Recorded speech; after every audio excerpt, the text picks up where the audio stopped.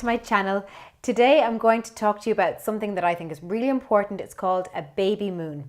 This happens once your baby is born for 40 days.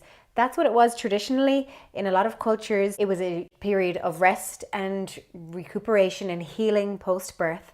Also a time for you to bond with your baby, get to know them, learn to breastfeed. And basically when your community or your network does everything it can to mind you and feed you while you rest with your baby and get to know each other. A baby moon is also a really nice time to acknowledge the changes that are happening in your life, especially as a first-time mother. It is huge, the transition from woman to mother. And I suppose the acknowledgement of that transition is really important. Sometimes you'll have a lot of different emotions and you'll feel quite vulnerable and open to criticism, and that's why it's nice to kind of cocoon yourself at home in a nice, very secure and restful environment. The 40 days is basically 1 day per week that your baby spends in your womb. So why is a baby moon important for a mother? Well, you are going to feel exhausted and quite raw and vulnerable after birth. So it's a really nice period of time to rest, fully rest and heal after that. Also to learn to breastfeed, because it's something that, although it's natural, it doesn't come naturally to everybody. So it's often a case of learning the latch and a lot of other different things to do with breastfeeding, and learning your baby as well. There's the subtle cues that your baby will tell you. And for baby, it's really important time as a kind of a very gentle coming out into the world, rather than boom, 3 days after birth, you're in the local cafe having a latte and showing off your baby. That's not what would be advisable for your baby or for you, because if you think about it, your baby has gone from a warm, dark, quiet place where it can feel your heartbeat 24/7 and your movements and your moods, to a bright, noisy and kind of cold world where it's not so secure as it was inside you. So that's the kind of a gentle coming out and cocooning of that transition for your baby and for you, because it's a huge rite of passage. I was very lucky that I got an opportunity to have a baby moon on my first baby because my midwife insisted on it. And my second, obviously it's not as easy because you have a toddler, but it's also possible. So I'm going to give you some tips that worked for me that might work for you in ensuring that you and your baby get the baby moon that you deserve. So tip number 1 is to buy several pairs of really comfortable and nice pajamas that you would be happy to wear when people come to visit, and to wear them for the time that you have at home for your baby moon.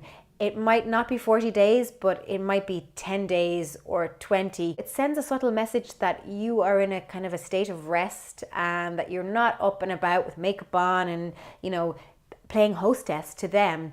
Rather that they might put on the kettle and ask you, do you need anything?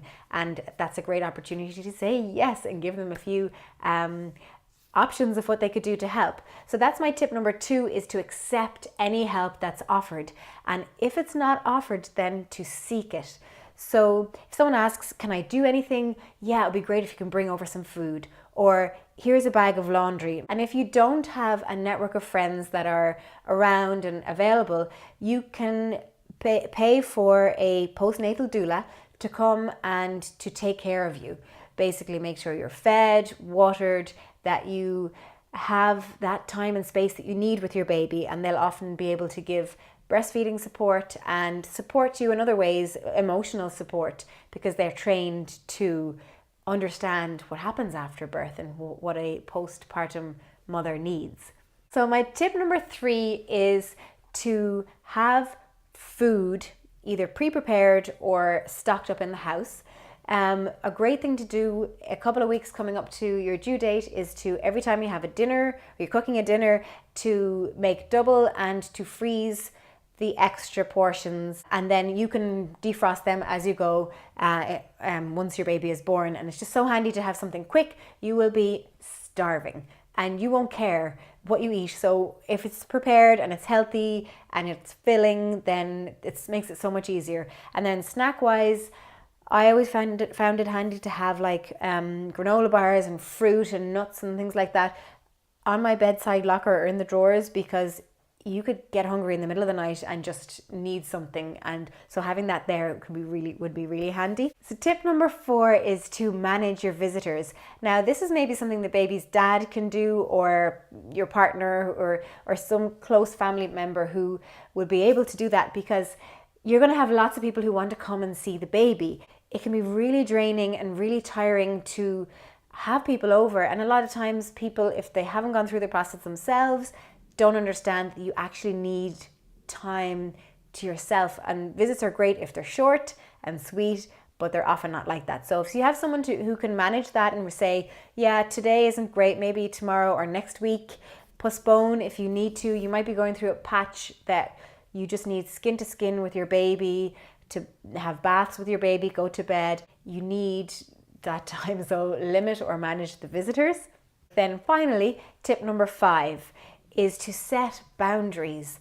Now this can be kind of a tricky one, because often people are really just think that they have advice that you need, or that they can come in and kind of take over, and that's really not what you need. You need people around you to support you to be with your baby, rather than to take the baby or suggest formula or suggest things that maybe you're not interested in. But it's a good time to set boundaries, to maybe say, look, this is how we're going to do it. We're learning our own way. You know, I think as you grow as a mother, that confidence builds, but you're quite vulnerable at the beginning. So maybe it's something that your partner could take on board to do, to help to set those boundaries with family members or close friends that might think they know more than you, but really you know your baby and how you want to parent and what type of parent you would like to be.